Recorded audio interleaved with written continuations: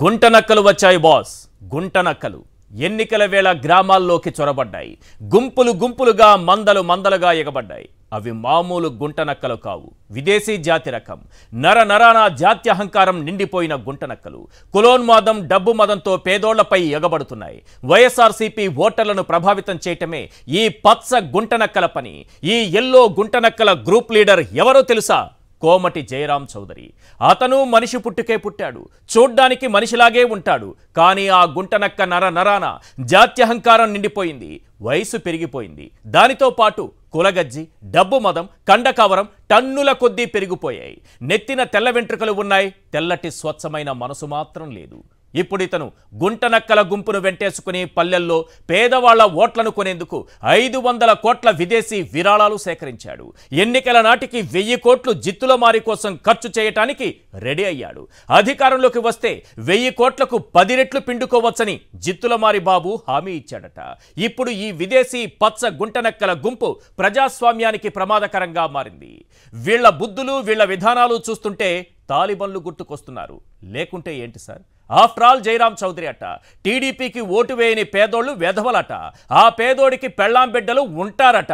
వాడిని మేనేజ్ చెయ్యాలట. అందుకోసం 100 కోట్లు విచ్చలవిడిగా ఖర్చు చేయాలట. ఇలా మాట్లాడాలంటే మామూలు మనిషికి సాధ్యం కాదు. బాబు పెంచి పోషించిన కులగజ్జి అనే చర్మ వ్యాధితో బాధపడుతున్న టీడీపీ ఎన్ఆర్ఐ అయి ఉండాలి, డౌటేం లేదు. పేదోళ్లపై విషం కక్కారంటే వారు ఖచ్చితంగా బాబు గారు పెంచి పోషించిన పెత్తందారి అయి ఉండాలి. అయ్యా జిత్తులమారి చంద్రబాబు గారు, పేదోడి చెమట వాసన పడని మీరు నాయకుడా అని ప్రజలు అడుగుతున్నారు. వారు అడుగుతున్న ఈ 10 ప్రశ్నలకు సమాధానం చెప్పండి. క్వశ్చన్ నెంబర్ 1, మందలుగా గుంపులుగా విదేశీ పచ్చ గుంటనక్కల్ని గ్రామాల్లో దింపావు, అవునా కాదా జిత్తులమారి బాబు? క్వశ్చన్ నెంబర్ 2, నరానా కులగజ్జి నిండిపోయిన జయరాం చౌదరి ద్వారా ఎన్నికల అక్రమాలకు తెరతీశావు, అవునా కాదా జిత్తులమారి బాబు? క్వశ్చన్ నెంబర్ 3, పేదోళ్లను వెధవలు అనే డబ్బు మదం పట్టిన జయరాం చౌదరికి బాధ్యతలు అప్పగించావు, అవునా కాదా జిత్తులమారి బాబు? క్వశ్చన్ నెంబర్ 4, ఒక్కో కుటుంబాన్ని 4 లక్షలిచ్చైనా కొనేయాలని జయరాం చౌదరికి సూచించావు, అవునా కాదా జిత్తులమారి బాబు? క్వశ్చన్ నెంబర్ 5, 1000 కోట్లైనా వెదజల్లి వైఎస్ఆర్సీపీ ఓటర్లను కొనాలని గుంటనక్కల గ్రూప్ లీడర్కి టాస్క్ ఇచ్చావు, అవునా కాదా జిత్తులమారి బాబు? క్వశ్చన్ నెంబర్ 6, విరాళాలు సేకరించడం నుంచి ఓట్లు వేయించేంత వరకు బాధ్యతలన్నీ జయరాం చౌదరికి కట్టబెట్టావు, అవునా కాదా జిత్తులమారి బాబు? క్వశ్చన్ నెంబర్ 7, సోషల్ మీడియాలో జగన్పై దుష్ప్రచారం చేసేందుకు పచ్చ ఎన్ఆర్ఐ గుంపును రాష్ట్రంలో దింపావు, అవునా కాదా జిత్తులమారి బాబు? క్వశ్చన్ నెంబర్ 8, రాష్ట్రంలో అభివృద్ధి లేదని గ్రామాన పచ్చ ఎన్ఆర్ఐ గుంపుతో ప్రచారం చేయించడానికి ప్లాన్ చేశావు, అవునా కాదా జిత్తులమారి బాబు? క్వశ్చన్ నెంబర్ 9, ఇప్పుడు డబ్బు వెదజల్లి అధికారంలోకి వస్తే ప్రజల నుంచి 10 రెట్లు పిండుకోవచ్చని హామీ ఇచ్చావు, అవునా కాదా జిత్తులమారి బాబు? క్వశ్చన్ నెంబర్ 10, కులోన్మాదం, డబ్బు మదంతో ఓటర్లను ఏమార్చేందుకు గుంటనక్కల గూడు పుఠానీ చేస్తున్నావు, అవునా కాదా జిత్తులమారి బాబు? ఈ 10 ప్రశ్నలకు చంద్రబాబు అలాగే జయరాం చౌదరి ఈయన కూడా సమాధానం చెప్పాలి, ప్రజలు అడుగుతున్నారు.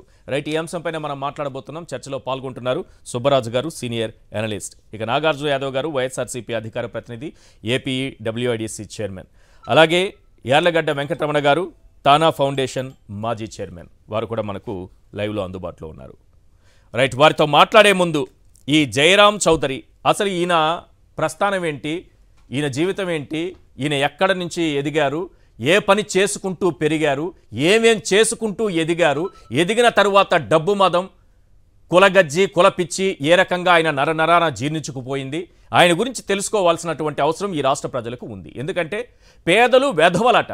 ఆ వెధవలకి అంటే కుటుంబాలపైన కొన్ని బలహీనతలు ఉంటాయంట. ఆ పేదవాడిని, వాడికి ఒక పెళ్ళాం బిడ్డలు ఉంటారట. ఇతను మాట్లాడినటువంటి మాటలు, వాళ్ళని ఎన్ని లక్షలు ఇచ్చైనా మనం కొనేయాలట. రోగాల పుట్ట చంద్రబాబుని అర్జెంటుగా సీఎం చేసేయాలట. ఇందుకోసం 500 కోట్లు ఇప్పటికి సేకరించాడట. 1000 కోట్లైనా సరే సేకరించి చంద్రబాబు కోసం ఖర్చు పెడతారట. ఇంతకంటే దిక్కుమాలిన దౌర్భాగ్యపు మాటలు ఎవరైనా మాట్లాడతారా పేదవారి గురించి? ఎంత పెత్తందారీ మనస్తత్వం అయితే అతనిది. ఆ వీడియో చూసినప్పుడు, ఆ మాటలు వింటే పేదవాళ్ళు, పెద్ద మనసున్న వాళ్ళు రగిలిపోతున్నారు సార్ ఈ రాష్ట్రంలో. ఒకసారి ఆయన ఏం మాట్లాడారో ఆ తెల్ల వెంట్రుకలు అతను వేయండి, ఎందుకంటే తెల్లగా వెంట్రుకలు ఉంటే సరిపోవు, మనసు తెల్లగా ఉండాలి, స్వచ్ఛంగా ఉండాలి, మంచి మనసై ఉండాలి. వయసు పెరిగితే సరిపోదు, మనసు పెరగాలి. ఒక్కసారి ఆయన ఏం మాట్లాడారో ఒకసారి ప్లే చేయండి సార్. ఇప్పుడు మనం వీ నీడ్ టు బి ఫోకస్డ్గా వెళ్తేనే పని జరుగుతుంది. All we need to do is focus on ఒక 5 to 10 ఫ్యామిలీస్. మనకు తెలుసు మన ఊరు వెళ్తే ఈ యదవ మనకి ఎట్టి పరిస్థితుల్లో ఓటు వెయ్యడు అనేది మనకు తెలుసు. వాడిని మార్చడంలో మన నైపుణ్యం ఉపయోగించాలి. వాడిని ఏ రకంగా అయినా కానీ మనకున్న ఎబిలిటీతో, వాడికి పిల్లలు ఉంటారు, పెళ్ళం ఉంటుంది, అన్నీ ఉంటాయి. వాడి అవసరం ఏంటో తెలుసుకొని దానికి మనం ట్యూన్ చేసుకోగలిగితే డెఫినెట్గా ఒక ఫ్యామిలీ మారితే 4-5 ఓట్లు మారుతాయి. ఈచ్ కాన్స్టిట్యున్సీలో ఒక 1000 ఓట్లు మార్చగలిగినా కూడా మనం అంత దూరం నుంచి ఇక్కడికి వచ్చినందుకు న్యాయం చేసిన వాళ్ళం అవుతాం. 2-3 లక్షల రూపాయలతో, ఒకవేళ డబ్బుతోటే మార్చగలిగినా కూడా 2-3 లక్షలతో ఆ 10 కుటుంబాలని మార్చగలిగిన కెపాసిటీ మనకుంది. ఈ రూమ్లో ఉండేవాడికి 2 లక్షలు ఖర్చు పెట్టడం అనేది పెద్ద ఇష్యూయే కాదు. It the critical time. ఈ 1 month టైంలో ఇంకా మనకి there is no honeymoon, it is a do or die situation లాగా మనం గోల్ ఓరియంటెడ్గా వెళ్దాం. దానికి మేమందరం సిద్ధంగా ఉన్నాం సార్. శీలం రామకృష్ణారెడ్డి, లక్కిరెడ్డి బాలరెడ్డి, వీళ్ళెవరో ఆయన జీవితంలో, వాళ్ళందరూ గురించి ఒకసారి తెలుసుకుంటే ఈయనెవరో కూడా మనకు తెలుస్తుంది. ఎక్కడి నుంచి ఎదిగారు, ఎట్లా ప్లేట్లు గడిగారు. ఈరోజు పేదవాళ్ళని అవమానిస్తున్నారు కదా ఈయన. పేదవాడంటే వెధవా అని అంటున్నారు కదా. మీరు చేసిన పనుల్ని నేను అవమానించట్లేదు. మీరు ఏ స్థాయి నుంచి ఎదిగారనేది గుర్తుపెట్టుకోండి మీ జీవితంలో అనేది. కింద నుంచి ఎదుగుతున్నప్పుడు పెరిగే కొద్దీ గౌరవం పెంచుకోవాలి, డౌన్ టు ఎర్త్ ఉండాలి. అది మర్చిపోయిన రోజు మనిషి అనిపించుకోరు సార్ జయరామ్ చౌదరి గారు. ఎస్, మనం ఒకసారి వెంకటరమణ గారితో మాట్లాడదాం. వెంకటరమణ గారు, అసలు ఈ కోమటి జయరామ్ చౌదరి ప్రస్థానం ఏంటి? ఇంత బరి తెగించి పేదల గురించి వెధవలు అని మాట్లాడడం ఏంటి? ఈ కోమటి జయరామ్ చౌదరి గురించి మీరేమన్నా చెబుతారా? ఆయన ప్రస్థానం ఏంటి? ఈయన ఈరోజు డబ్బు మదంతో పేదల్ని వెధవలు అనేటటువంటి మాట వాడుతున్నారంటే ఏంటి అతని మనస్తత్వం? అందరికీ నమస్కారం అండి. నమస్తే సార్.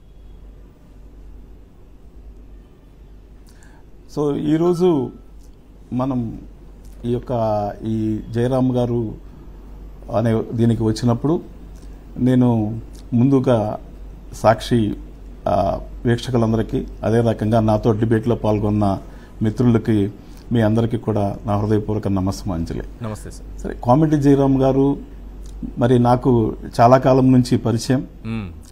ఒక మంచి వ్యక్తి, బట్ అంటే జనరల్గా ఆయన చాలా పాలిష్గానే ఉంటారు. ఎందుకంటే నేను తానాలో చైర్మన్గా చేసినప్పుడు ఫౌండేషన్కి నా ముందు ఆయన మరి తానా ప్రెసిడెంట్గా వర్క్ చేశారు. సో మన పర్టికులర్గా తానాలో పనిచేసినప్పుడు నాకున్న దీన్ని బట్టి ఆయన మరి ఈ రకంగా మరి మాట్లాడతారని నేను ఊహించలేకపోయాను. అంటే మరి అది కొన్నిసార్లు ఇప్పుడు నేను కనుక రాజకీయాల్లోకి వచ్చినట్టు కొత్తగా ఇవాళ ఆ రకంగా మరి ఏమన్నా ఉన్నారా, లేకపోతే ఆయన నిజంగా ఉద్దేశంతో అన్నారా, ఏ రకంగా ఆయన దాన్ని వ్యాఖ్యానించినా ప్రజల్ని, ఓటర్లని కించపరచడం అనేది చాలా బాధాకరమైన విషయం అండి. సరే, ఇందాక మీరు మాట్లాడతా అన్నారు, ఇప్పుడు ఈ ఒక కుల వ్యవస్థ కానీ, ఒక మతమో, ప్రాంతీయతత్వమో, ఇవన్నీ కూడా ఏది కూడా రాజకీయాల్లో ఏనాడు మరి ఈ రకంగా విభజించి పాలించడం అనేది జరగని అంశం. మరి అది జయరామ్ గారికి కూడా బాగా తెలుసు. ఎందుకంటే వాళ్ళ ఫాదర్ నుంచి రాజకీయాల్లో ఉన్నారు కాబట్టి ఆయన అంత రాజకీయవేత్త, పరిపక్వత కలిగిన వ్యక్తి. చాలా కాలం నుంచి ఆయన నమ్మిన పార్టీలో, తెలుగుదేశం పార్టీలో కీలకమైన పాత్ర కూడా పోషిస్తూ మరి ఈరోజు ఈ రకమైన వ్యాఖ్యలు వినటం చాలా బాధాకరమైన విషయం. ఇంకొక విషయం ఏంటంటే, ఒక ఎన్ఆర్ఐగా ఎవరికి నచ్చిన పార్టీలో వాళ్ళు జాయిన్ అవ్వచ్చు. మీరు ఆయన చూసిందంతా ఒక ముసుగు మాత్రమే అనిపిస్తుంది. ఈ మాటలు మాట్లాడిన వ్యక్తిని నేనైతే మనిషిగా పరిగణించను. పేదల గురించి వెధవలు అని పబ్లిక్ లో, మీటింగ్ లో మైక్ చేతబట్టుకొని మాట్లాడాలంటే అతని మనిషిగా నేనైతే పరిగణించను. ఒకవేళ మీరు మీ తానాలో పనిచేశారు కాబట్టి అతను మంచితనం అనే ముసుగు వేసుకుని ఒకవేళ అలా మీకు కనిపించుండొచ్చేమో. అతను ఈ రకమైన దుర్మార్గపు మాటలు మాట్లాడాలంటే, ఇలాంటి దుర్మార్గమైన మాటలు మాట్లాడాలంటే మామూలు మనిషికి సాధ్యం కాదు సార్. ఇప్పుడు మీరు నేను ఇక్కడ కూర్చున్నాం, ఎవరి గురించి అయినా ఆ విధంగా మాట్లాడగలమా? మాట్లాడలేమండి, ఎవరు కూడా మాట్లాడలేము. అంటే ఒక మనసున్న మనిషి కానీ, ఒక హృదయం ఉన్న మనిషి కానీ మాట్లాడాల్సిన మాట కాదు. రాజకీయాల్లోకి వచ్చినప్పుడు అత్యంత జాగ్రత్తగా ఉండాలనేది నా పర్సనల్ ఉద్దేశం అండి. కాకపోతే మీరు అన్నట్టుగా మరి అలాంటి మాటలు మాట్లాడగలిగారు, అది కూడా ఎక్కడో ప్రైవేట్ సంభాషణలో కనుక మాట్లాడి ఉంటే మరి కొంతవరకు ఓకే. కానీ మరి మీరు ఒక పార్టీ ఆఫీసులో ఒక ఎన్ఆర్ఐ మిత్రుల్ని మీ యొక్క టీడీపీ ఎన్ఆర్ఐ వాళ్ళని ఉద్దేశిస్తూ ఆ యొక్క ప్రసంగం చేశారని చెప్పి నాకు వినికిడి. అది నిజమనుకుంటున్నాను, మీరే చెప్పాలి. ఇలాంటి పబ్లిక్ ఫోరంలో ఇలాంటి అంటే ఇప్పుడు ఇందాక నేను మన జయరామ్ గారు ఆయన ఏదో ప్రెస్ రిలీజ్ చేసింది నేను చూశానండి. కానీ ఆయన ఏదో అంటే దాన్ని ట్విస్ట్ చేసి చేసినట్టుగా చెప్తున్నారు. కానీ వాస్తవంగా ఈరోజు మనం ఆయన యొక్క ఆడియో వింటే వెరీ క్లియర్గా ఆయనకి ఓటర్ల ఎందుకని ఒక మన ఆంధ్రప్రదేశ్ ఓటర్ అనే అతను ఏ రకంగా కనిపిస్తున్నాడు అనేది మనకు అర్థమవుతా ఉంది. ఒకవేళ మంచి వ్యక్తే కావచ్చు, మంచి కోణంలో కూడా మీరు కొన్ని ఆయన్ని చూసుండొచ్చు. కానీ ఈరోజు ఒక పేద ఫ్యామిలీకి, ప్రతి కుటుంబానికి జగన్ గారు ముఖ్యమంత్రి అయిన తర్వాత సంక్షేమ పథకాల రూపంలో 2 లక్షలు 3 లక్షలు ₹1,00,000 రూపాయలు వాళ్ళు ఏ పథకాన్ని అర్హత సాధించారో ఆ రకంగా ఆ కుటుంబానికి మేలు చేస్తే మనం 2 లక్షలు 3 లక్షలు 4 లక్షలు పెట్టి ఆ పేదవాడి బలహీనతలను కొనేద్దాం. వాడికి పెళ్ళాం బిడ్డలున్నారు, వాడి అవసరాన్ని మనం వాడుకుందాం, మనం ఎన్ని కోట్లైనా ఖర్చు పెడదాం, ఒక 500 కోట్లు మనం రెడీ పెట్టుకున్నాం, ఇంకొక 500 కోట్లు తెద్దాం. ఈ మనస్తత్వాన్ని ఎలా చూడాలి? ఈ పెత్తందారీ పోకడని ఎలా చూడాలి? ఖచ్చితంగా ఖండించాల్సిన విషయం అండి. అలాంటిది అసలు మన ఆలోచనలకు కూడా మరి అందని విధంగా మరి ఆ రకంగా మాట్లాడటం అనేది చాలా క్రూరత్వం అండి నా ఉద్దేశంలో. ఎందుకంటే ఇవాళ ఒక పేదవాడిని అన్నారా లేకపోతే ఒక మధ్యతరగతి వాడిని అన్నారా అనేది కాదండి. ఏనాడైతే ఈ యొక్క ప్రజాస్వామ్య వ్యవస్థలో నువ్వు డబ్బుతో కొందాము అనుకున్నప్పుడు నీ యొక్క పతనం స్టార్ట్ అయింది. అదేవిధంగా నాది ఇంకొక క్వశ్చన్ ఏంటంటే, నిజంగా అట్లా ఆ రకంగా ఆయన మాట్లాడుతూ మనం చూసాము వాళ్ళ వీడియోలో. ఇది చేస్తున్నప్పుడు మరి మిగిలిన నా ఎన్ఆర్ఐ మిత్రులు కానీ టీడీపీ మిత్రులు మరి అదేవిధంగా నాయకులు అధినాయకుడు కూడా మరి దాన్ని ఖండించకపోవటం, నేను నిన్న సాక్షి మన న్యూస్ పేపర్స్ లో కూడా వచ్చినాయండి. నేను ప్రెస్ మీట్ ఇచ్చినప్పుడు అది క్షమాపణ చెప్పాలని నేను అడుగున్నా. సరే, క్షమాపణ చెప్పగలగటం చెప్పలేకపోవటం మీరు చెప్పిన దాన్ని బట్టి చూస్తే ఆయన యొక్క మరి మనస్తత్వం చూస్తే ఆయన చెప్తారని నేనైతే ఊహించట్లేదు. కానీ ఒక మిత్రుడిగా నేను ఒక ఎన్ఆర్ఐగా, ఎందుకంటే ఒక ఎన్ఆర్ఐ అనే అతనండి, నేను ఒక మాట చెప్తాను. నేను తానా ఫౌండేషన్ చైర్మన్ గా నేను వర్క్ చేసి, అంటే ఫౌండేషన్ అంటే ఇట్స్ ఓన్లీ సేవా కార్యక్రమాలండి. 2 తెలుగు రాష్ట్రాల్లో సుమారుగా 600 ప్రోగ్రాములు నేను చేసి దాదాపు 300 గ్రామాలు నేను సందర్శించానండి.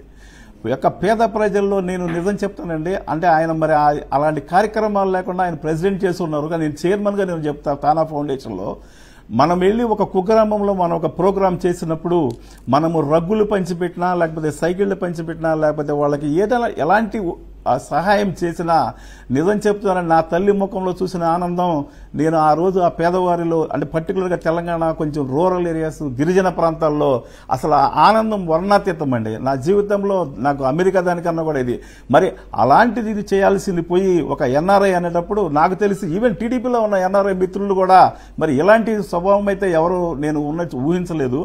మరి వాళ్ళు కూడా ఒక మంచి చేయాలి, ఒక ఎన్ఆర్ఐ అనేవాడు రాజకీయంగా రావడం తప్పులేదండి నా ఉద్దేశంలో. కానీ నువ్వు చూజ్ చేసుకున్న పార్టీలో జాయిన్ అయ్యి కొన్ని గ్రామాలు, నీ స్వగ్రామం లేదు ఇంకొక గ్రామం, తెలిసిన గ్రామంలో నువ్వు దాన్ని అభివృద్ధి కార్యక్రమాలు లేదు వాళ్ళకి కావాల్సిన సహాయ కార్యక్రమాలు చేసి వాళ్ళ మనసులు గెలవాలి. కానీ మరి ఈ రకంగా ఈరోజు చూస్తూ ఉంటే వాళ్ళ ఎదవలని వాళ్ళని డబ్బులో కొందామంటే మరి నిజంగా అది చాలా అసలు ఒక సభ్య సమాజంలో ఆయన మాట్లాడాల్సిన మాట కాదండి అది. రైట్, అది నా ఒపీనియన్. విన్నారు కదా ఇతను మాట్లాడినటువంటి మాటలు. కోమటి జయరామ్ చౌదరి ఏంటి ఈ పెత్తందారి పోకడేంటి? పేదలను ఉద్దేశించి వెధవలు అనడం ఏంటి? అలాగే వాళ్ళకి భార్య పిల్లలు ఉంటారు అనడం ఒక బెదిరింప? వాడికి కూడా బలహీనతలు ఉంటాయి అనేది బెదిరింప? అంటే నేను ఇచ్చింది తీసుకోకపోతే అనే బెదిరింప, లేకపోతే వాడి బలహీనతని మనం క్యాష్ చేసుకుందాం అనేటటువంటి గర్వమా? ఇక్కడ ముందుగా ఒక మహాకవి ఏ దేశం వెళ్ళినా ఎందుకు కాలిడినా పొగడరా నీ తల్లి భూమి భారతిని అంటే వీళ్ళు విదేశాలకు వెళ్ళి చాలా పాపులర్, వీళ్ళ మీద ఉన్న చెడ్డ ప్రచారం ఏంటంటే ఎన్ఆర్ఐస్ అంటే నాన్ రిలయబుల్స్ ఇన్ ఇండియన్స్ అంటారండి. అది చాలా బాధ అనిపిస్తుంది, కానీ దాంట్లో ఒక వాస్తవికత ఉంది. మీరు గతం నుంచి చూస్తే తానా పేరులో తానా అని ఉంటుంది, కానీ దాని పేరు కానా అని పెట్టుకోవాలండి. అంటే కమ్మ అసోసియేషన్, సారీ ఆ మిత్రుడు కాదు, నేను అసలు ఆ ఉద్దేశం కాదు, కానీ నిజాయితీగా మాట్లాడాలా. నాకు చాలా మంది మిత్రులు ఉన్నారు, నాకు బంధువులు ఉన్నారు, దాంట్లో నాకు బంధువులు కూడా ఉన్నారు. సో అంటే ఆయన్నే అడగమనండి ప్యానలిస్ట్ని, ఇంతవరకు తానా మొత్తంలో ఆఫీస్ బేరర్లో లేదంటే ప్రెసిడెంట్ సెక్రటరీలో ఏ మేరకు నాన్ కమ్మాస్ ఉన్నారో చెప్పమనండి ఒక్కసారి. సరే, అది పక్కన పెట్టండి, నేను దాని గురించి మాట్లాడతాను. ఎందుకంటే సరే అదైనా కాకుండా ఈ మధ్యనే గత 2 నెలల క్రితమే తానా మీద FBI తో పాటు IRS వాళ్ళు తానాలో మిస్అప్రాపరేషన్స్ జరిగినాయి, ఫండ్స్ మిస్అప్రాపరేట్ చేసినాయి, ఏదో సమ్ గ్రాంట్స్కి సంబంధించిన మ్యాచింగ్ గ్రాంట్స్ అక్రమంగా తీసుకుని, అంటే మీరు ఒక సామాజిక సేవా కార్యక్రమం ఒక విలేజ్లో NGOగా చేయాలంటే ఆ NGOకి ఫండ్ గవర్నమెంట్ మ్యాచింగ్ గ్రాంట్ ఇస్తుంది ఎప్పుడు వేరే ఎంప్లాయీ డొనేట్ చేస్తే. అట్లాంటి దొంగ పేర్లు సృష్టించి చాలా మందితోటి, అది ఇప్పుడు ఆ 2 బ్లాక్ లిస్టులు ఉన్నాయండి, IRS FBI, అది వేరే విషయం. ఇక్కడ మీరు ప్రస్తావించిన అంశం ఏంటంటే దాంట్లో ఏముంది, వాళ్ళ మానసిక స్థితి ఏంటి, వాళ్ళ రాజకీయ అవగాహన ఏంటి, చైతన్య స్థాయి ఏంటని. దీంట్లో బాధాకరమైనది ఏంటంటే ముందు నుంచి ఇప్పుడు ప్రధానంగా జగన్ నెగ్గటం అన్నదా ఇద్దరికి ప్రధానంగా ప్రభావం పడుతుందండి. ఒకటి రామోజీ అండ్ కంపెనీ బీభత్సంగా పడుతుంది, అందుకనే ఆయన అంత అలా చెలరేగిపోతున్నాడు. రెండోది పెద్ద NRI సెగ్మెంట్, అందుకనే వాళ్ళు దాంట్లో కొందరు టికెట్లకు డబ్బులు తీసుకున్న వాళ్ళు కాడి నుంచి మీకు తెలుసు చాలా మంది NRIs 2 రకాలుగా 2014 నుంచి 18 వరకు 2 రకాలుగా చేశారు. ఒకటి అమరావతి భూముల్లో పెద్ద ఎత్తున ల్యాండ్స్ తీసుకోవడంతో పాటు, రెండోది అతి ముఖ్యమైనది IT కంపెనీస్గా ఇక్కడ IT కంపెనీస్కి పెట్టినట్టుగా, ఎందుకంటే స్టేట్ గవర్నమెంట్ ఇన్సెంటివ్స్ అవి ఉన్నాయి. IT కంపెనీస్ ఇండియాకి వస్తే వాళ్ళు ఇంత ఎంప్లాయీ కౌంట్, ఇన్ని తలకాయలకి ఇంత ఇన్సెంటివ్, గవర్నమెంట్ ఇన్సెంటివ్, అవన్నీ రాంగ్గా సృష్టించి చాలా మంది గవర్నమెంట్ ఇవి తీసుకోవటం. అందుకనే చాలా కంపెనీలు, డొల్ల కంపెనీలు, షెల్ల కంపెనీలు చాలా వచ్చినాయండి. అప్పుడే అదే చెప్తా ఉంటారు, అది పేపర్ మీదే ఉంటాయి, కానీ 13,000 చదరపు గుడుగులు అంటే అది ఎంత ల్యాండ్ అది నిండిపోయింది, దాంట్లో చాలా మంది ఎంప్లాయీస్ అంటారు. 1300,000 బై 0 తీస్తే 1300 మంది ఎంప్లాయ్మెంట్. మంగళగిరిలో లోకేష్ ఏర్పాటు చేసిన కంపెనీలు ఈ రోజు పేపర్ మీద తప్ప ఎక్కడ లేవు. వాళ్ళకి ఇన్సెంటివ్స్ రూపంలో, ప్రోత్సాహక రూపంలో వేల కోట్లు దొబ్బేశారు అప్పట్లో. సో ఇద్దరు ఎవరైతే అమరావతి రూపంలో ఇన్వెస్ట్ చేసి, అక్కడ కంపెనీలు కూడా ఉన్నాయి, ఆ కంపెనీలకు ప్రోత్సాహకాలు ఇచ్చారు. సో కంపెనీ ప్రోత్సాహకాలు, అమరావతిలో ఇన్వెస్ట్ చేయటము, అవి ఎక్కడ ఇప్పుడు కనపడలేదు వెతికితే. అమరావతిలో రియల్ ఎస్టేట్ కి ఇన్వెస్ట్మెంట్ ఉంది. నెక్స్ట్ మనకంటే ఎక్కువ వాళ్ళకి యాక్చువల్గా మన వాళ్ళు విదేశాలకు వెళ్ళినప్పుడు తెల్ల జాత్యహంకారాన్ని, వాళ్ళ వివక్షని వ్యతిరేకిస్తారు. వాళ్ళకి వివక్ష ఉండకూడదు, మన భారతీయుడిగా తెల్లవాళ్ళు వివక్ష చూపించకూడదు, కానీ ఇక్కడికి వచ్చి వివక్ష చెప్తా ఉంటారు. సో ఇది పచ్చి ఒక విధమైనటువంటి, యాక్చువల్గా ఇక్కడ ఉన్న వాళ్ళకంటే కూడా వీళ్ళకి ఎక్కువ అండి గజ్జి, అది కులగజ్జి అనే అన్న. కానీ ఇది ఎందుకంటే వీళ్ళకి ఆర్థిక ప్రయోజనాలు ఉన్నాయి, మంగళగిరి రియల్ ఎస్టేట్ ప్రయోజనాలు ఉన్నాయి, అమరావతి IT కంపెనీల ఇన్సెంటివ్ ప్రయోజనాలు ఉన్నాయి. సో ఈ రెండాటితో పాటు ఒక ఈనాడు వైరస్, అంటే ఈనాడు ఎంతకాలము జగన్ గారి కనుక అధికారంలోకి వస్తే కమ్మవారి యొక్క భవిష్యత్ అంతా అంధకారం అవుతుందని ఒక వైరస్ ఎక్కించాడు కదండి. ఆ వైరస్ వల్ల కూడా అది ఇన్ఫెక్షన్ అయితే దానికి ఓన్లీ మీకు వ్యాక్సిన్ తప్పితే దానికి మందు లేదండి. ఆ వైరస్ ఇప్పుడు రామోజీరావు గారు ఆయన కూడా అనేక కంపెనీల నుంచి బాధ్యతల నుంచి తప్పుకుంటారనేటటువంటి టాక్ అయితే. సో ఇప్పుడు ఏంటంటే వీళ్ళకి ఏంటంటే ఇది ఒక విధమైన వైరస్ ఏంటి, ఒక అభద్రతా భావం, అంటే ఏదో అయిపోతుందని. యాక్చువల్గా నిజం చెప్పాలంటే ఇద్దరిని చంద్రబాబుతో పాటు ప్రయాణించిన కమ్మ నాయకులు ఉన్నారండి. మన జగన్తో కూడా అదే నాయకులు. ఇప్పుడు ఉదాహరణ గుడివారి నాని కానీ, వల్లభనేని వంశీ కానీ, తలసిల రఘురామ్ కానీ, లేకపోతే పోసాని కృష్ణమురళి కానీ, లేకపోతే ఇంతకుముందు PVP పొట్లూరి కానీ, ఇప్పుడు కేసినేని నాన్నగారు వచ్చారు.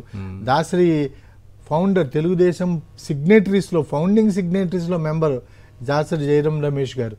వీళ్ళందరూ జగన్ గారిని నేరుగా వ్యక్తిగతంగా కలిసి వాళ్ళ నడిచినప్పుడు వాళ్ళకు వచ్చిన అభిప్రాయం ఏంటంటే, ఇంతకాలం మనం మీడియాలో చదువుతున్న దానికి యాక్చువల్ జగన్ గారికి ఏ విధమైన సంబంధం లేదు అనేది వాళ్ళు భ్రమనే పూర్తిగా అసలు జగన్కి చంద్రబాబుకి మనకంటే బాగా వాళ్ళకి తెలుసు. అందుకనే ఫ్రంట్ వారియర్స్ ఎవరంటే ఇవాళ వైఎస్ఆర్సీపీకి ముందుగా బుల్లెట్ తీసుకునేవాళ్ళు వీళ్ళు. కరెక్ట్. వాళ్ళ స్పోక్స్ పర్సన్స్గా తత్మవాళ్ళ కంటే ఎక్కువ ఒరేషియస్గా అగ్రెసివ్గా, ఎందుకంటే వాళ్ళు ఫిజికల్గా చూశారు. కానీ ఇంతవరకు ఈ వైరస్ విషయం, ఎట్లాంటి వైరస్ విషయం అది ముందు రామోజీరావు గారు రాజశేఖర రెడ్డి మీద కూడా అట్లాంటి వైరస్ విషయాన్ని వెళ్ళజేశారు.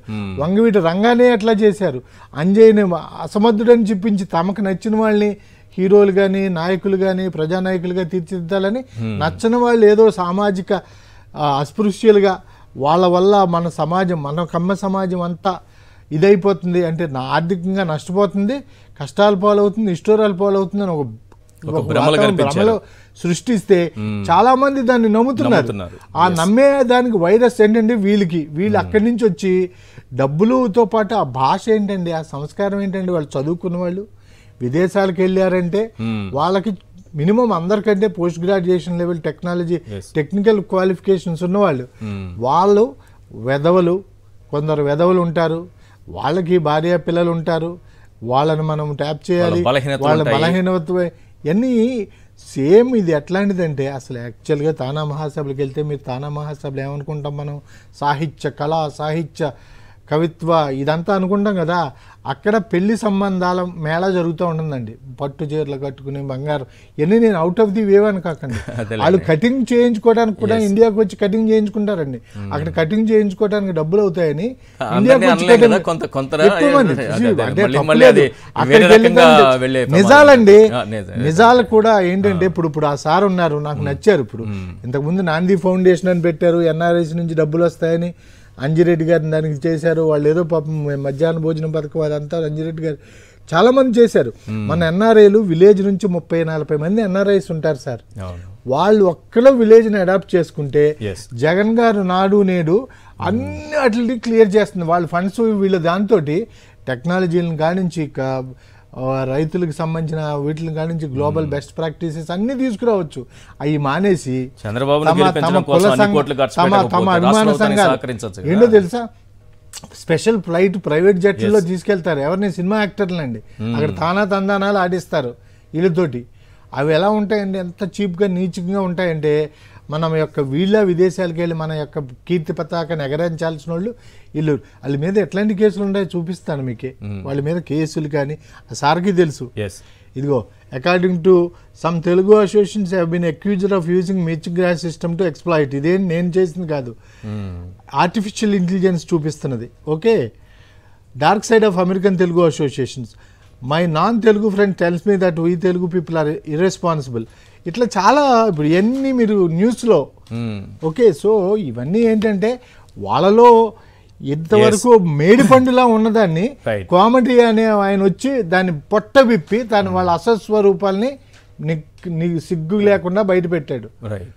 రైట్. నాగార్జున యాదవ్ గారు, ఇప్పుడు ఎన్ఆర్ఐల ముసుగులో ఎల్లో గుంటనక్కల గుంపు గ్రామాల్లోకి చొరబడింది. ఇది ఏం చేయబోతోందంటే ఎక్కడైతే వైఎస్ఆర్సీపీ అనుకూల ఓటర్లు ఉన్నారో వాళ్ళని ప్రలోభ పెట్టాలి, వాళ్ళని 4 లక్షలు 5 లక్షలైనా సరే ఒక కుటుంబానికి ఇచ్చి వాళ్ళని ఇట్లు తిప్పుకోవాలి. ఎందుకంటే పేదోడంటే వెధవట, ఎందుకంటే వీళ్ళు ఇచ్చినటువంటి డబ్బు పుచ్చుకుంటారట, వాడికి భార్యా పిల్లలు ఉంటారట, వాళ్ళకి బలహీనతలు ఉంటాయట, కాబట్టి ఈజీగా వాళ్ళని తిప్పేద్దాం. మనము అమెరికాలో సంపాదించిన డబ్బు లేకపోతే విరాళాల రూపంలో సేకరించిన డబ్బును తీసుకొచ్చి చంద్రబాబుని అర్జెంటుగా సీఎంని చేసేద్దాం, ఈ వెధవలందరినీ కొనేద్దాం, ఇది వాళ్ళ ఉద్దేశం. ఈ గుంట నక్కల గుంపును ఎలా ఎదుర్కొంటారు మీరు? ఇప్పుడు మీరు అదే చెప్పారు కదండి, గుంట నక్కల గుంపు అన్నారు కదా. సింహాలు నక్కని ఎదుర్కోవడం పెద్ద సమస్య ఏం కాదు కదా. జిత్తులు మారిన నక్కని వీరత్వం ఉన్నటువంటి సింహాలు ఒక గర్జన గర్జిస్తే పలేలుమని పారిపోయి చెట్టల చెట్టనో పుట్టల చెట్టనో కొండల చెట్టనో రాళ్ల పక్కనో దాక్కునేటువంటి నక్కల గురించి వైఎస్ఆర్ కాంగ్రెస్ పార్టీ కానీ వైఎస్ఆర్ కాంగ్రెస్ పార్టీ ప్రతినిధులు కానీ ఆలోచించాల్సిన పని లేదు. ఈ కోమటి జయరాం చౌదరి ఏం చెప్తాడు, ఓటర్లు వెధవలు అంటారు. ఓటర్లు వెధవలు, ఓటర్లకి కొన్ని కొన్ని కొన్ని అభ్యంతరకరమైన ఇష్యూలు ఉంటాయి, వాళ్ళని ఏ విధంగా లోపరుచుకోండి. మీ దగ్గర 2-3 లక్షలు డబ్బులు ఉన్నాయి కాబట్టి ఆ డబ్బులైనా ఇచ్చి ఏదో విధంగా వాడికి ఒక తల్లి చాలా చాలా చాలా చులకన చేసి పేదవాడిని చాలా చులకన చేసి జగన్మోహన్ రెడ్డి గారు చెప్పినట్టు పెత్తందారుల పోకడ వాళ్ళకు ప్రదర్శిస్తూ నీచాతి నీచమైనటువంటి వ్యాఖ్యలు చేశారు.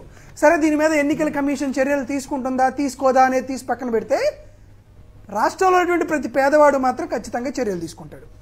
ఎవడు ఈ కోమటి జయలరామ్ అనే వ్యక్తి గారి గురించి కొంచెం మాట్లాడాలి. ఏం జరిగిందంటే 2018 జూన్ 30వ తేదీన హోంల్యాండ్ అధికారులు అమెరికాలో ఒక ముగ్గురు వెధవలకి సప్పీనో అనేటువంటి నోటీసులు ఇచ్చారు. ఏంటి ఈ సప్పీనో నోటీసులు అంటే, భారతదేశం నుండి కొంతమంది హీరోయిన్లని, మళ్ళీ చెప్తున్నాను చూడండి, 2018 జూన్ 30వ తేదీన భారతదేశంలో కొంతమంది నటీమణుల్ని కొన్ని ప్రోగ్రామ్స్ పేరుతో వారికి వీసాలు ఏర్పాటు చేసి, వారికి ఫ్లైట్ టికెట్లు బుక్ చేసి, వారికి హోటల్ రూమ్స్ బుక్ చేసి, అక్కడ ఉన్నటువంటి ఎన్ఆర్ఐస్కి కానీ లేకపోతే అక్కడ ఉన్నటువంటి అమెరికాలో ఉన్నటువంటి ధనికులకు కానీ ఈ వర్ధమాన నటీమణుల్ని లేదా కొంత పేరు ప్రఖ్యాతులు ఉన్నటువంటి నటీమణుల్ని వారి మధ్య బ్రోకరిజం చేసి వారికి పక్కలేశారు అనేది అమెరికాలో హోంల్యాండ్ అధికారులు ఇచ్చినట్టు. అరే నేను ఇచ్చింది కాదండి, అరే కంప్లైంట్ చెప్తా ఉన్నా, డేట్ చెప్తున్నాను. ఏం కంప్లైంట్ అది? నేను డేట్ చెప్తున్నాను, కంప్లైంట్ చెప్తున్నాను, నోటీస్ చెప్తున్నాను. ఇచ్చి ఎవరెవరికి ఇచ్చారు? నాదెళ్ల గంగాధరు, కోమటి జయరాం, అక్కడ ఉన్నటువంటి మరొక అమెరికాకు సంబంధించి అక్కడ ఉన్నటువంటి వ్యక్తి. ఈ కోమటి జయరాం వచ్చి ఏం చెప్తాడు? ఎక్కడికి వచ్చి ఇతను చెప్తుంది ఏంది, తను అక్కడ అమెరికాలో చేస్తుంది వ్యభిచారం, ఇక్కడ ప్రజాస్వామ్యంలోకి వచ్చి తెలుగుదేశం పార్టీ కేంద్ర కార్యాలయంలో ఉండి తనతో పాటు కొంతమంది వచ్చినటువంటి ఎన్ఆర్ఐస్కి ప్రజాస్వామ్య వ్యభిచారం చేయమని చెప్తాడు. ఇది ఇతనికి సంబంధించినటువంటి స్థాయి, ఇది ఇతనికి సంబంధించినటువంటి ఇష్యూస్. మరి ఇంత ఇలాంటి గొప్ప క్వాలిఫికేషన్స్ ఉన్నటువంటి కోమటి జయరాంని నారా చంద్రబాబు నాయుడు, నారా లోకేష్ ఊరుకుంటారా? నెత్తిన పెట్టుకోరు. అందుకని ఏం చేశారు? ఈయన్ని special representation of north America ఇచ్చారు.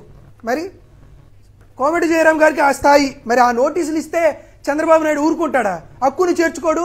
వీరందరూ ఒక తాను బిడ్డలే కదా. తరువాత అంతటితో ఆగిపోలా. ఈ పెద్ద మనిషి 2016లో స్పెషల్ రిప్రజెంటేటివ్ అయిపోయిన తర్వాత ఊరుకోలా. ఇక్కడికి వచ్చాడు 2019లో. ఈ నందిగా వచ్చాడు, పోలవరం వెళ్ళాడు, తాడేపల్లి వచ్చాడు, తణుకు వెళ్ళాడు. ఈ కోమటి జయరాం ఎక్కడికి పోయాడో అక్కడ తెలుగుదేశం పార్టీకి డిపాజిట్లు లేవు.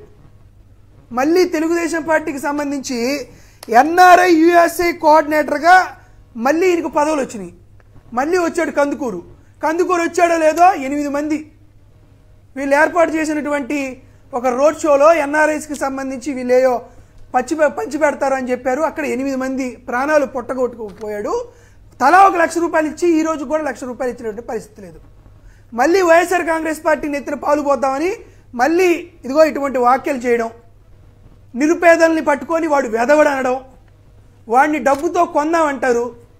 అరే డబ్బులతో కావాలంటే నీలాంటి వాడు వ్యభిచారం చేస్తాడు కానీ నిరుపేదవాడి ఆత్మగౌరవాన్ని నీలాంటి డబ్బులతో కొనలేరు కదా. వాడు కార్మికుడయ్యి, కర్షకుడయ్యి, రైతయ్యి, డ్వాక్రా మహిళయ్యి, చదువుకున్నటువంటి యువకుడయ్యి, ఆరోగ్యశ్రీ ద్వారా ఆసరా పొంది తన గుండెల్లో జగన్మోహన్ రెడ్డి గారు అనే చెప్పేటువంటి ఒక బాధితుడినో, పేరొందినటువంటి ఒక ఆటో డ్రైవర్నో, కష్టపడి పనిచేసినటువంటి ఒక వాలంటీర్నో, రైతు భరోసా అందుకొని ఎండిన చేలకు నీళ్లు పారించినటువంటి రైతులనో వారి ఆత్మగౌరవ కేంద్రాన్ని మీరు కొనేయాలని అనుకుంటే ఇది అమెరికాలో వ్యభిచారం చేసినంత ఈజీ కాదు కదా. కోమటి జయరాం, నీ మీద ఉన్నటువంటి ఆరోపణలు ఏంది? సప్త సముద్రాలు దాటి ఎంతో మంది, నా పక్కన ఒక పెద్ద మనిషి కూర్చో ఉన్నాడు, వీరందరూ కష్టపడి చదువుకొని ఆంధ్రప్రదేశ్ రాష్ట్రంలో పుట్టి ఎక్కడికో అమెరికాకు వెళ్ళి ఏ దేశం ఎగినా ఎందుకు కాలిడినా పొగడరా నీ తల్లి భూమి భారత్ని అంటూ అక్కడికి వెళ్ళి ఈ దేశం మీద, ఈ మట్టి మీద, ఇక్కడ ఉన్నటువంటి కుటుంబాల మీద, తను బతికిన ఊరి మీద, తను పెరిగినటువంటి స్కూల్లోనో తను సంపాదించిన డబ్బుల్లో ఏదో 4 రూపాయలు ఇచ్చి ఇంకా నా కుటుంబాన్ని, నా గ్రామాన్ని, నేను పుట్టినటువంటి రాష్ట్రాన్ని పైకి తీసుకురావాలని ఎంతో మంది ఎన్ఆర్ఐలు పోటుపడుతుంటే, తద్వారా విదేశాలకు వెళ్ళి అక్కడ రాజకీయ క్షేత్రంలో కూడా తెలుగువాడి వాడిని వేడిని చూపిస్తున్నటువంటి సమాజం మనం ఉంటే, ఈ కోమటి జయరాం అనేటువంటి వ్యక్తి రెస్టారెంట్లోకి వెళ్ళి అక్కడ ఏదో చేసి ఆంధ్రప్రదేశ్ రాష్ట్రానికి భారతదేశానికి తీసుకొచ్చేటువంటి మెడల్ ఏంటంటే ఇక్కడి నుంచి నటీమణులు తీసుకొని వెళ్ళి వ్యభిచారం చేస్తున్నారు అనేటువంటి వ్యక్తి ఈరోజు మన భారతదేశానికి అతను తీసుకొచ్చినటువంటి అతిపెద్ద మెడల్. ఇటువంటి ఆయన వచ్చి నారా లోకేష్ ని ఒక పక్క, నారా చంద్రబాబు నాయుడు గారిని ఒక పక్క తీసుకొని మేము డబ్బులు కొనుగోలు చేస్తాం, డబ్బులు విసిరేస్తాం, డబ్బులకు ఆశపడి నిరుపేదలు మాకు ఓటేస్తారు అనేటువంటి వ్యాఖ్యలు చేయడం వారి ఇంగిత జ్ఞానానికి, వారి విజ్ఞా ప్రదర్శనకి మేము ఆయన వాయిస్ మనం విన్నాం కాబట్టి ఏం చేయబోతున్నాడు అనేది అర్థమైంది. కానీ వినకపోతే ఏం జరిగేదంటే, ఏ ముసుగు ఉండేదంటే, గ్రామాలను దత్తత తీసుకుని మేమంతా ఈ గ్రామాలని అభివృద్ధి చేయబోతున్నాం అనేటటువంటి ముసుగులో వీళ్ళు చొరబడేవాళ్ళు. మీకు ఆ బయట వినబడకపోతే, ఆ వీడియో రిలీజ్ కాకపోతే ఇలానే వచ్చేవాళ్ళు, ఇలానే గ్రామాల్లోకి వెళ్లేవాళ్ళు, ఇలానే ఆ పేద కుటుంబాలని ఏదో ఒక విధంగా లోపరుచుకునేవాళ్ళు, ఓట్లను అట్లా మళ్లించే ప్రయత్నం చేసేవాళ్ళు. ఇంకా దీన్ని ఎట్లా ఎదుర్కొంటారు వినండి. చెప్పండి. కోమటి జయరాం ఒక నిమిషం యా ప్లీజ్, మీకు ఒక విషయం చెప్తానండి. కోమటి జయరాము ఎక్కడి నుంచో వచ్చి ఏడ డబ్బులు వేస్తేనో డబ్బులు ఇస్తేనో లేకపోతే దత్తతతో వేరే ఒక మోడల్లో వచ్చి ఓట్లు కొనుగోలు చేసి తెలుగుదేశం పార్టీకి ఏదో చేద్దామని ఇటువంటి నక్కజిత్తుల వేషాలు ఆంధ్రప్రదేశ్ రాష్ట్రంలో ముఖ్యంగా చదువుకున్నటువంటి నేటి తరంలో ఇవన్నీ వర్కౌట్ అయ్యేవి కావండి. ఎందుకంటే మొన్న లాస్ట్ టైము 2021 ఏప్రిల్లో తానా ఎలక్షన్స్ జరిగినాయి. ఈ మనిషి ఒకరికి సపోర్ట్, డాక్టర్ కొడాలి నరేన్ అనే అతనికి సపోర్ట్ చేశాడు. ఎవరు? ఈ కోమటి జయరాం, ఆ నాదెళ్ల గంగాధరు, ఈ వేమన సతీష్ అనే అతను. ఇంకొకరు అందులోనే నిరంజన్ శృంగవరపు అనే అతను, ఇంకొక ఆయన ఉన్నాడు. ఈయనకి అక్కడ ఉన్నటువంటి వారి తోటలో ఒక జయశంకర్ అనే ఒక అతను, లావు అంజయ్ అనే సపోర్ట్ చేశాడు. ఈయన మహా టీవీ వేదికకి ఆ 2021 21 ఏప్రిల్ వచ్చి పాపం ఆ నిరంజన శృంగవరపు అనే అతను కొంత యంగ్ అండ్ డైనమిక్, ఆయన ఏమన్నాడంటే, నా వయసు చాలా తక్కువ అని అంటున్నారు కదా, ఎప్పుడు వచ్చామని కాదన్నా, బుల్లెట్ దిగిందా లేదా అని డైలాగ్ కొడితే ఇది ప్రజాస్వామ్య విలువలకు చెంపపెట్టంట, ఇది ఎన్నికల ప్రక్రియకి గొడ్డలు వేటంట. ఈయన వచ్చి చెప్పినటువంటి శ్రీరంగ నీతులు అసలు ఏంటంటే అంత మాట అంటారు. ఇది ఎన్నికలు అనుకుంటున్నారా, ఏమనుకుంటున్నారా అని చెప్పి మహా టీవీలో వచ్చి ఏమైపోతుంది అసలు ఇటువంటి వ్యక్తుల్ని మనం ఎన్నుకుంటే ఏమైపోయింది, ఈ సమాజం ఏ విధంగా silver screen dialogue political screen పైన చెప్పకూడదు, పవన్ కళ్యాణ్ చెప్పే డైలాగులు అనేవే కదా. అబ్బో అసలు అది చెప్పాడు. చెప్తే తానాలో ఉన్నోళ్ళందరూ వాళ్ళోళ్ళు అయితే ఈ కోమటి జయరాం వేషాలు చూసి బాగా కర్రుగాల్చి వాత పెడితే ఎక్కడ ఇతనితో పాటు ఉన్నటువంటి ఆ కొడాలి నరేన్ ఎక్కడికో పోతే ఆ నిరంజన్ శృంగవరపు ఆయన గెలిచాడు. ఈయన్ని అక్కడ ఉన్న వాళ్ళ గురించి తెలుసు, ఆయన గూట్లో రాయ ఎత్తలేడు, ఇక్కడికి వచ్చి ఏట్లో రాయ ఎత్తుతానంటే ఈయనటువంటి పరిస్థితులు లేవు. ఈయన ఇక్కడికి వచ్చి ఏం చెప్తున్నాడు, ఆయన ఏదో సినిమా డైలాగ్ చెప్తే తప్పన్నాడు. ఈయనేమన్నాడు, జుగుప్సాకరమైనటువంటి కామెంట్స్, డబ్బులు పెట్టి ఓట్లని మేము కొనుగోలు చేస్తామనేటువంటి కామెంట్. ఇతన్ని మేము మళ్ళీ చెప్తున్నాం, ఈయన ఎక్కడికక్కడికైతే ఈ రోజు ప్రచారం చేశారో వాళ్ళందరినీ, ఆ తెలుగుదేశం పార్టీ కూటమి సభ్యుల్లో ఎవరినైతే ఇతను ప్రచారం చేయబోతున్నాడో ప్రతి చోట కూడా కూటమి అభ్యర్థులు డబ్బులు పెట్టే గెలవాలనుకుంటున్నారు. కాబట్టి వాళ్ళ నామినేషన్ చేసినటువంటి పేపర్ని క్యాన్సిల్ చేయాల్సిందిగా ఎన్నికల కమిషన్ ఆఫ్ ఇండియాకి ఖచ్చితంగా రిప్రజెంటేషన్ ఇచ్చి తీరాల్సిందే.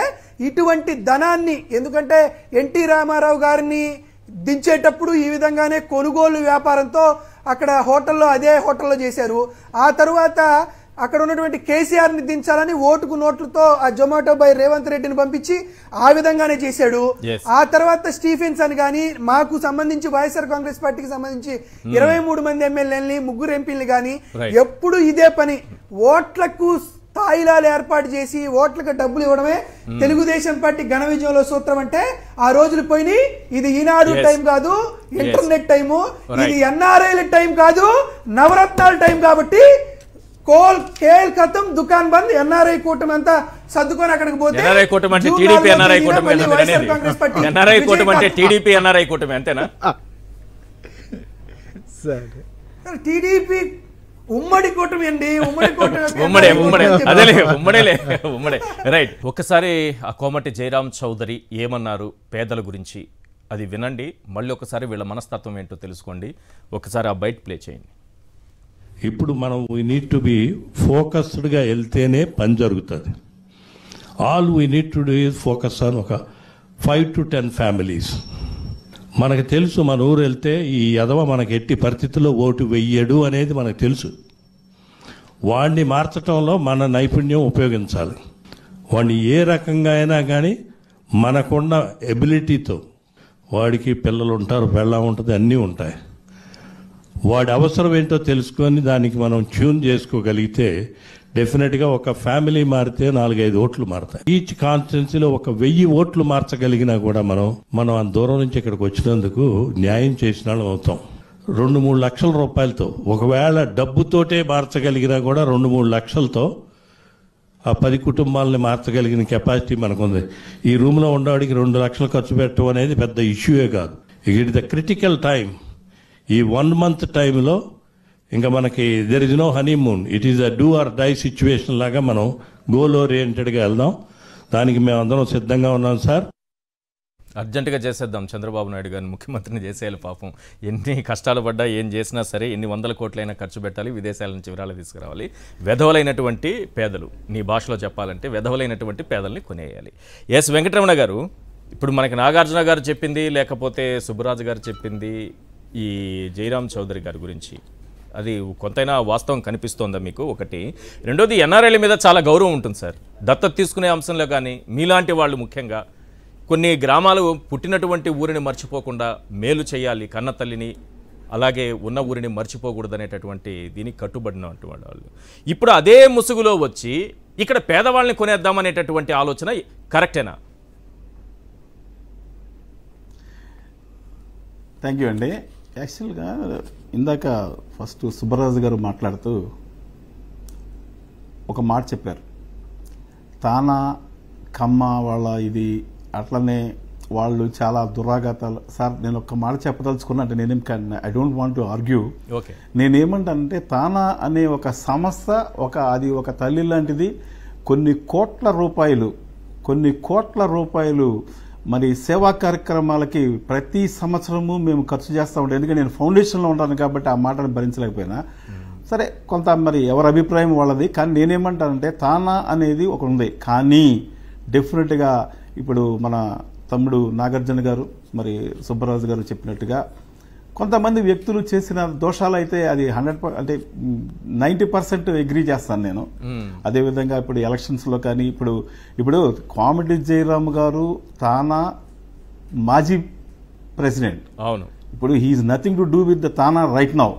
బట్ ఇప్పుడు నేనున్నానండి చైర్మన్ గా, మార్చి 1st అయిపోయింది. నేను ఇప్పుడు ఏదైనా ఏదో పని చేసినా డెఫినెట్ గా వస్తుంది, బట్ అది చాలా జాగ్రత్తగా ఉండాలి. కానీ మరి అది తానా అనే సమస్యను పక్కన పెట్టేసి మనం ఇవాళ ఉన్న టాపిక్ లో మిగిలిన విషయాల్లో మరి కామెడీ జయరామ్ గారి గురించి మాట్లాడిన విషయాల్లో చాలా వరకు నిజాలు ఉన్నాయి. అంటే 100% అని చెప్పలేను, కానీ మరి ఖచ్చితంగా ఎలక్షన్స్ లో కానీ దత్తత ముసుగులో ఓట్లు కొనేటటువంటి ఆలోచన, ప్లాన్, గ్రామాలని దత్తత తీసుకుంటామంటూ మీకు మేలు చేస్తామంటూ అది సార్ వాళ్ళు సార్ ఒక్క నిమిషం అండి, 15 రోజుల్లో ఆయన ఏం చేసేది లేదు. నిజంగా నేను గ్రామాలకి చేస్తానంటే మీరన్నట్టు నేను ఓట్లు కొంటాను కొనండి అని చెప్పినమాట డైరెక్ట్ గా అందరికీ అర్థమైపోతా ఉందండి. కాదు ఇక్కడ దురదృష్టకరమైంది. మరి మా జయరామ్ గారు మరి ఆయన ఏ రకంగా ఆలోచిస్తాడో, ఎప్పుడు చూసినాక ఎమ్మెల్యే టికెట్, ఎంపీ టికెట్ నేను పోటీ చేస్తానంటాడు. అసలు ఇలాంటి మాటలు ఎలా మాట్లాడగలిగాడు? అసలు ఇక్కడ సభ్య సమాజంలో నిజంగా తీవ్రంగా ఖండించాల్సిన విషయం అండి. ఇందాక మీరు అన్నట్టు మరి ఎలక్షన్ కమిషనర్లు కూడా యాక్షన్ తీసుకుంటారని నేను అనుకుంటున్నా. అదే కాకుండా మరి ఆ పార్టీకి నిజంగా ఎంత నష్టం జరుగుతుందనేది, ఆయన కొనే ఓట్ల కన్నా ఎక్కువ ఓట్లు పోగొట్టాడని నా పర్సనల్ ఒపీనియన్ అండి. మరి అది అంటే పార్టీ పరంగా నేను మాట్లాడేది డెఫినెట్ గా ఎవరో ఒకరు రావాలి కదా సార్, ఎవరో ఒకరు దీన్ని ప్రజల్లోకి తీసుకెళ్లాలి కదా. ఎవరో కొంతమంది ఉంటారు కదా అలాంటి వాళ్ళు దాన్ని ప్రజల్లోకి తీసుకెళ్లడానికి. వీళ్ళు చేసేటటువంటి దురాఘాతాలు, వీళ్ళ ఆలోచన ఖచ్చితంగా అండి. నేను కూడా తానాలో వర్క్ చేసే చైర్మన్ గా మరి ఎలక్షన్స్ లో ఉన్నా 10 ఎలక్షన్లో గెలుస్తున్నా నేనేమంటానంటే అది నాకు నచ్చకే ఈ రోజు ఈ డిబేట్కి వచ్చాను. నేను ఎప్పుడు డిబేట్లకు రాను సార్. కానీ ఏనాడైతే ఈయన పేద ప్రజలకు కానీ మరి ఒక సామాన్య ఓటర్ని అంత నిర్లక్ష్యంగా మాట్లాడతాం అనేది తానా సంస్థలో నేను కూడా పనిచేసాను కానీ సహించుకోలేక ఈ రోజు ఈ సాక్షి టీవీకి వచ్చానండి. నేను మొన్న 13వ తారీఖునే వైఎస్ఆర్సీపీ యొక్క సిద్ధాంతాలు నచ్చి దీన్ని జాయిన్ అయిన విషయం వాస్తవం. కానీ నేనేమంటానంటే జయరాం గారు మీరు నిజంగా నేను చెప్తా ఉన్నా మీరేదో మంచి చేశానని పొంగిపోతున్నావు. కానీ ఈరోజు మరి ఇందాక నేను టీడీపీ ఆఫీస్ నుంచి కామెడీ జయరాం గారి పేరు మీద వక్రీకరించారు, ధృవీకరించలేదు, నేను లక్షలు పెట్టి కొనమనలేదు అని ఏదో ఇందాక వచ్చే ముందే జస్ట్ చూసానండి కారులో. కానీ ఒక్క విషయం పడుతుంది జయరాం, అరే నువ్వు చెప్పకపోతే డైరెక్ట్ గా చెప్పు, అది నా వాయిస్ కాదు, అది అంతా దొంగది క్రియేట్ చేశారని చెప్పు. అంతేగా నేను అట్లా మాట్లాడలేదు ఇట్లా మాట్లాడలేదు. ఎందుకు నువ్వు తానా సంస్థ అనే ఒక సంస్థ యొక్క ఇమేజ్ కూడా నాకు చాలా బాధేసిందండి ఎప్పుడు సుబ్బరాజు గారు మాట్లాడినప్పుడు. అంటే ఒక సంస్థలో ఇప్పుడు ప్రజలు ఎదవలు కాదండి, ఓటర్లు ఎదవలు కాదండి, కానీ ఇలాంటి నాయకులు తయారు చేసుకున్న మా సంస్థ యొక్క దురదృష్టం అని నేను అనుకుంటా ఉన్నా ఈ రోజు ఈ మాట పడడం. ఎందుకంటే నాకు చాలా బాధ వేసింది దాని మీద. బట్ డెఫినెట్ గా ఆయన మంచాడా కాదా అనేది సుబ్బరాజు గారు ప్లీజ్ అండి మీ యొక్క ఒపీనియన్ మార్చుకోండి. తానా మీద నాలాంటి నాయకుల మీద మరి అలాంటి మాట్లాడినప్పుడు చెత్త మాటలు మాట్లాడినప్పుడు మీరు మాట్లాడినంటే తప్పే లేదు. అదేవిధంగా తమ్ముడు నాగార్జున యాదవ్ చెప్పిన విషయాల్లో కూడా చాలా వరకు నిజాలు ఉన్నాయి. నేను అది ఖండించను, ఎందుకంటే అందరికీ తెలిసిన విషయమే, మాధ్యమాల్లో వచ్చినాయి. మరి ఈ రోజు జయరామ్ ఈ రకంగా ఏదో నడుస్తున్నదాన్ని ఒక దీనిలో మంచి చేయబోయి నువ్వు పేదల్ని అంటే ఈ యొక్క పెత్తందారి విధానం నేను అది ఎప్పుడు కూడా చెప్తా ఉన్నానండి. బాబు షూరిటీ భవిష్యత్ గ్యారంటీ అంటారు, కానీ నేను ఎప్పుడు చెప్తా ఉంటాను కానీ అది యాక్చువల్ గా అండి బాబు షూరిటీ బడాబాబుల గ్యారంటీ. డెఫినెట్ గా ఇందాక తమ్ముడు చెప్పినట్టు అమరావతిలో భూములు కొన్నారు సార్. నిజం ఎంతో మంది భూముల రేట్ల కోసం కూడా ఈ రోజు ఆ పార్టీలో కొనసాగుతున్న కొంతమంది మిత్రులు ఉన్నారు. కానీ నిజంగా చెప్తానండి ఎన్ఆర్ఐ టీడీపీ మిత్రుల్లో నేను నిర్భయమేమో సార్, ఉన్న మాట వాస్తవాలు కొండవతలు కూడా చెప్తా. కాకపోతే నేనేమంటానంటే ఇవాళ ఉన్న రాజకీయ ఈ పరిస్థితుల్లో తానా అనే సంస్థ మీద అలా కమ్మోళ్ళది అది అనేది మాట నాకు నచ్చలేదండి. ఎందుకంటే ఈ రోజు చెప్తున్నాను సార్ మీకు సుబ్బరాజు గారు, ఈ రోజు 80,000 మంది మాకు ఓటర్లు ఉంటే సుమారుగా 30,000కు మించి నాన్ కమ్మర్స్ ఉన్నారు సార్. ఒకప్పుడు మీరు చెప్పింది నిజం. ఎందుకంటే అంటే నేనేమంటానంటే ఇందాక ఒక క్వశ్చన్ కూడా వేశారు, నాయకులు ఎందుకు కమ్మారే వస్తున్నారు అని. దానికి సమాధానం ఉంది, కానీ ఇది టైం కాదని నేను అనుకుంటున్నానండి. అందులో తప్పులు చేస్తే తప్పులు చేసిన వాళ్ళే మనం ప్రశ్నించాలి, అందరినీ కూడా ప్రశ్నించడానికి ఉండదు. ఆ తప్పులు చేసిన వాళ్ళే మనం ప్రశ్నించాలి. అంటే నేను ఆటా విషయంలో కూడా అదే తప్పండి. ప్రెసిడెంట్ వాళ్ళు యాక్చువల్ గా నేను ఇక్కడ స్పష్టంగా చెప్పదలుచుకున్నది, కులం అనేది ఒక జాతీయ పరిమితి, లేదంటే జాతి పరిమితి. Caste is a national limitation. భారతదేశపు ఒకనొక పరిమితుల్లో కులం ఒకటి. మనం పూర్తిగా దాన్ని తొలగించలేం, దాని మనసు నుంచి కానీ ఆచరణలోంచి కానీ పూర్తిగా తీసేయలేం. కానీ నేననేది ఏంటంటే మన కులం ఇప్పుడు విదేశాల్లో ఇప్పుడు వీడియో లక్కీగా దొరికింది కాబట్టి ఆ పొట్ట విప్పితే పురుగులు బయటకు వచ్చినాయి. అసలు దొరక్కపోతే ఇక్కడే ఒక్క నిమిషం, యుఎస్లో అట్లాంటి భాష ఒక సగటు వైట్ శ్వేతజాతీయుడు కనుక వీళ్ళని వెదవలు అనే మాట ఒక తెలుగు వాళ్ళని అనుంటే అది ఎట్లా దాని పరిణామాలు ఎలాగ ఉండే, ప్రభావం ఎలా ఒకటి వీళ్ళకి డబ్బులే ఉన్నాయి, వీళ్ళు ఏదో కాంగ్రెస్ వాళ్ళు రిపబ్లికన్ వాళ్ళు వీళ్ళని కొనేసేయండి, వీళ్ళకి సమస్యలు ఉంటాయి, ఏదో ఎన్ఆర్ఐ సమస్యలు అయ్యి వీళ్ళని కొనేయండి డబ్బులు అంటే అప్పుడు పరిస్థితి ఏంటి? సో ఇవన్నీ లింక్డ్. లేకపోతే నాకు ఇప్పుడు ఈవెన్ ఆట కూడా అంతే, ఈ జబ్బుని ఈ దురదని ఏమి తానాను ఒక్కళ్ళని నేను అంటలా. నేను అన్నాను కదా, కులం అనేది ఒక మన జాతీయ పరిమితి, మన జాతి పరిమితి కూడా. ఈ విదేశాలకు వెళ్ళినా కానీ వివక్ష ఇతరులకు ఉండకూడదు, మనకు మాత్రం ఉండొచ్చు. పోసాని కృష్ణమురళి గారు ఏపీఎఫ్డిసి చైర్మన్ మనకు ఫోన్ లైన్లో అందుబాటులో ఉన్నారు. కృష్ణమురళి గారు, ఏంటి సార్ ఇది విన్నారా మీరు కోమటి జయరాం గారి మాటలు? పేదల గురించి, టీడీపీకి ఓటేయని బడుగు బలహీన వర్గాల గురించి ఆయన మాట్లాడిన మాటలు.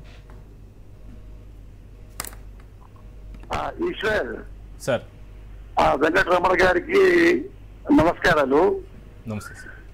నేనేమంటానంటే క్యాస్ట్ ఫీలింగ్ ఉండొచ్చు. నేను ఖమ్మాన్ని proudly I can say I'm Kamma. Okay. నేను వెంకటరమణ గారిని ఏమడుగుతున్నానంటే, సార్ నేను చిన్నప్పటి నుంచి జేకేసీ కాలేజీలో ఒక కమ్మ, ఒక మహానుభావుడు, ఇది ఉప్పు సోమ చౌదరి గారు అని చెప్పి, చాలా మంది పేదలు ఉన్నారు కమ్మాళ్లలో, అన్ని కమ్మ హాస్టల్ పెట్టాడు, పెద్ద కాలేజీ పెట్టాడు, ఈ కమ్మ వాళ్ళ పేదవాళ్ళకి ఆదరించాడు.